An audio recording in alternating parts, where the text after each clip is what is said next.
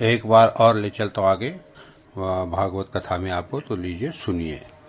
नारायण की कथा, भागवत की कथा सुनाओ, प्रेत योनि से तुम्हारा भाई मुक्त हो जाएगा।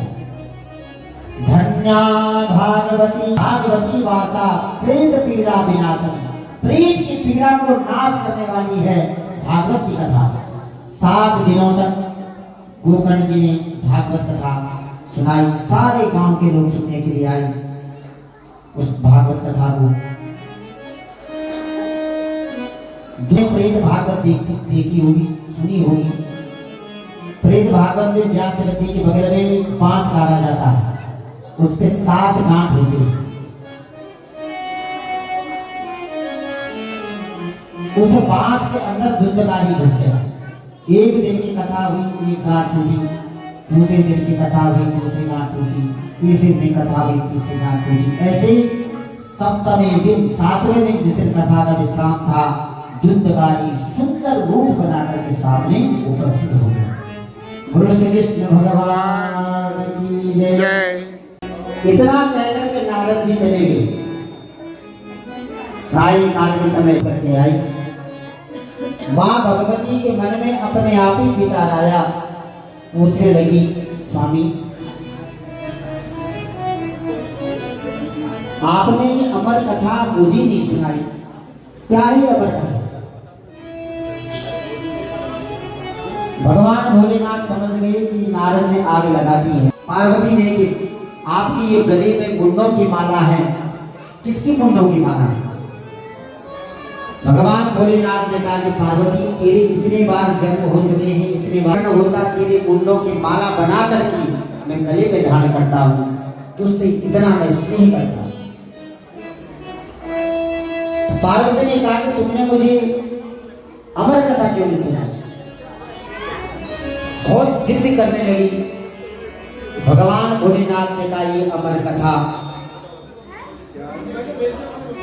तुम जिद कर रही हो, मैं तुम्हें सुनाता हूं, पर ध्यान रखें अगल बगल आस पास कोई भी नहीं होना चाहिए, क्योंकि जो ये कथा सुन लेगा वो अमर हो जाएगा। और ये पृथ्वी का नियम है कि जो यहाँ जन्म लेता है वो तो मरता ही मरता है। सृष्टि के नियम का उल्लंघन हो जाएगा। पार्वती मां ने चारों तरफ नजर दौड़ाई,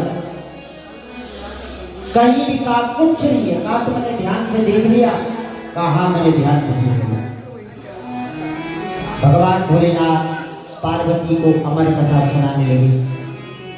कथा सुनाते सुनाते पार्वती बीच में हाँ हाँ हाँ कह रही थी। इतने में हवा का एक झोंका आया और पार्वती जी को कथा सुनते सुनते आंख लग गई और नींद आ गई।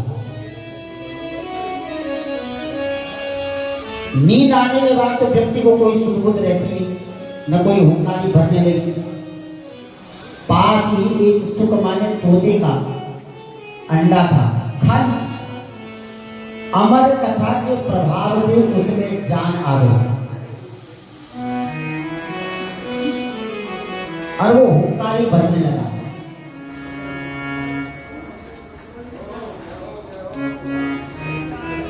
इधर वेद व्यास जी ने 17 पुराण लिखे, ध्यान दीजिएगा। 17 पुराण लिखने के बाद वेद व्यास जी ने 18वां पुराण लिखा, श्रीमद् भागवत, जिसको आज भी आप बद्रीनाथ में जाएंगे, जैसे भागवत की पोथी है ऐसे ही गुफा है। वेद व्यास जी ने वहां से कहा, और नीचे गणेश गुफा है, गणेश जी ने लिखा है, वेद व्यास जी ने कहा। 18 पुराण लिखने के बाद वेद व्यास जी के मन में पुत्र का मोह उत्पन्न हुआ कि मेरे बाद इस शास्त्र का प्रचार प्रसार कौन करेगा, कौन संसार को देगा। पुत्र मोह उत्पन्न हो गया।